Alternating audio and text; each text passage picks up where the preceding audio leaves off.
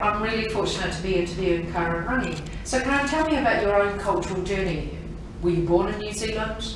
Tell me about your family. So born in central Christchurch in a little hospital that doesn't exist anymore, became a bread factory. Both my parents are Cook Islanders. One came here very young for school, the other one following her. And born in Christchurch at a time where there were very few Cook Islanders in New Zealand, let alone in Christchurch. Right. So it was an interesting upbringing because I had two very staunch parents in terms of being clear to remind us that we are Cook Islanders living in New Zealand, and the opportunities we had to make the most of both of those worlds. Right. A bit hard in Christchurch in the late 60s when you look around and don't see anyone else who sounds like you. But again, the importance of having strong parents. Yes. To maintain that. So how has that affected your leadership today? Because you sit on so many boards and trusts, you're leading so many initiatives in the community and throughout New Zealand. How has it affected your leadership? If you met my mother, you would understand quite a lot. She is culturally strong in herself, and she made it very clear to us that there's nothing that we can't do. So that's been a huge factor for myself and my brother. I think over time, I trained as an accountant, believe it or not, and in the accounting and auditing world in the sort of mid-80s, I didn't see any other Cook Islanders, let alone other Pacific people, very few Māori.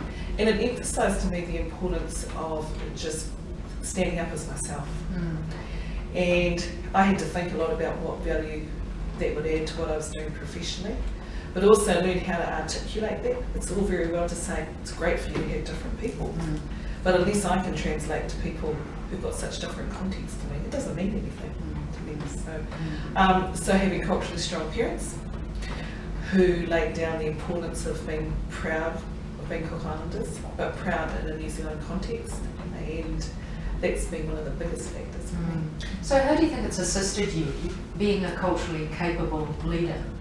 Well, one of the things is that when I finished my kind of accounting auditing stint and went into the big wide world of consulting, I realised that the fact that I was a minority culture has meant that all my life, most people have been different to me. And so I've learned to have different conversations with different people, but hold my own values, because most people were different to me. And as a consultant, that stood me in great stead, because every client I was coming across was different, and particularly culturally different to me. So that is my norm, really. So now on the Broadcasting Commission, on the Arts Council, on so many of the other boards you're on, how does that cultural competence affect the input that you're making and how you see the issues? So Broadcasting Commission, New Zealand On Air, we are there to serve New Zealand audiences. So for me, I know that I already come with a wide set of connections to wide New Zealand audiences. And I've got fabulous colleagues, but I feel quite fortunate that I see a huge slice of New Zealand through my connections culturally, socially, even economically, because it's fair to say a lot of the people in my community are at the lower end of the economic scale. So when we're thinking about funding for audiences, I know who the audience is in New Zealand and all the different aspects and needs and things that they want to see. So that's been great. Arts Council, a little bit the same in that I appreciate the diversity of people's wants for art. And some people like the ballet, some people like hip hop graffiti. And so again, when I'm sitting there making funding policy and thinking about serving New Zealand, I feel really confident that I know what New Zealand looks like, what it really looks like. So that's been great as a board member of funding bodies. And again, I feel like I've got a little bit of an edge because of that, and quite proud of that. So in terms of growing cultural competence in New Zealand, gross generalisation, but most people I talk to say, oh yeah, we need a bit of that, how do we get it? Yeah, it's interesting. I was saying to someone, we're talking about cultural diversity, cultural competency, and the terms get bandied around so much. And I said, in New Zealand, we're at a stage where we are recognising that we need something different. One of the challenges we've got is that mainstream don't quite know what that looks like, but they know it doesn't look like them. And then even when you start to attract diversity in terms of skills, people, backgrounds, people still aren't quite sure.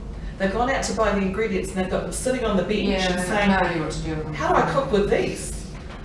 And so quite often the default thing is, oh well, I'll still make the sponge cake with what I've got. So I just, I think there's a huge challenge, but a huge opportunity here for New Zealand to A, recognise what it's got, embrace it, don't run away from it. But what we need to make that happen is translators, like those of us on the council, and I don't mean language translators, but people who can articulate very clearly the value of having diverse thought to organisations. So articulate for me the key characteristics of a culturally competent leader. What does that look like? A cultural competent leader, I think, makes no assumptions of the people or the resources that they have in front of them. They value difference rather than being scared of it. They are realistic about the fact that there are times when there will be clashes of thoughts, and they're okay with that. They're not scared of it. I think they can clearly articulate to those who have a totally different context to them what is the benefit of having that diversity of thought. And this is where, with the Superdiversity stocktake, actually starting to get some of these things down in writing is fabulous, because that's how people are going to recognise it and then value it. And I think they can't value it unless they recognise it. I think another one of the things that you do very well is you're very good at maximising the full potential of whoever's in front of you. When you get the ingredients, you know what to do with them. Well, and I've been cooking for a long time now, so, but also I suppose I see some ingredients get used very badly, you know, and this is, I'm talking about at governance board tables, and I'm currently sitting on 8 different boards across New Zealand in the Cook Islands. So I'm in situations on boards where actually everybody looks like me, and that still is challenging, to actually A, not make any assumptions that we're all on the same page about things, and still need to use the best out of people. And I suppose that's become a little bit of a trait for me in my governance journey over time. And I think back to when I first started on the board and I looked around and I thought, how do you do this? And of course the only other people I ever saw were male, they were older, they were European. So diametrically opposed in every which way, which was fine. And I had some great learnings of some of those people.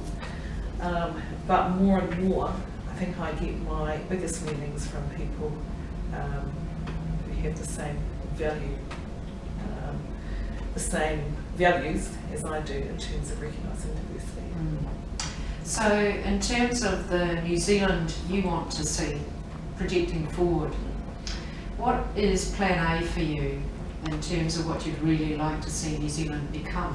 Because we're transforming demographically by the day, really, and it's only going to become more super diverse ethnically, not less. I think it's already happening, and it's interesting, I look at my children who both have Cook Island parents, which is actually quite rare, who attend a school. So you're married to a Cook Islander? I am. That is rare. It is very rare, particularly There aren't for us. that many of you around, actually. No, we're from different islands, so we would say we're very different. So, which island are you from? So I affiliate with Manihiki in the northern group of the Cooks. Right. Whereas Mackenzie is from Aitutaki, which is in the southern group. And so there's a huge diversity there. So, you know, I think actually diversity is here. Our challenge is to help people recognise it. And the New Zealand that I want to see is one where our children are super confident in who they are and who see that as an advantage, not a disadvantage. And so I'm bringing up children who have very strong influence from their grandparents. So they feel sorry that the rest of the world aren't Cook Islanders. So for us, and that is the way that we want to go on. You be proud of who you are, because actually we're a small group of us, and you're very lucky. So I want to see confidence in our children, but likewise I want to see a confidence in their peers, that they recognise and value who they have sitting either side of them, and see that as fabulous, And I think we've got a good shot with this next generation. So where do you see the main challenges to achieving that vision, which you just articulated? I see a challenge still around corporate board tables, where I see a reluctance to truly embrace diversity. I see a high level of curiosity as more research gets developed and more people start to talk about it, but a real hesitance around, do we really want to do things differently? Is there going to be a benefit to us? Interesting in the public sector, where a lot of my boards are. I think in one sense there's a lot more conversations in the public sector around the importance of diversity. But the policy wheel cranks slow. And I think the more that we can get diverse thinking into the policy heads of government, that's where we're going to make a difference. Yeah, the private sector's interesting. I sit on the fringes of it, and I totally understand the importance of making the dollar. And again, I think the conversation needs to be, diversity has an impact on them. It does actually result in greater productivity and better profits. Well, it's also about customers. Yes, and recognising who your customers are. And regularly checking, because it's changing fast. So that market research you did 10 years ago is chuck it away. It's true. So in terms of cultural diverse leadership, where do you think it resides at the moment? Because there are a few people who have it, a lot of people who don't have that cultural capability.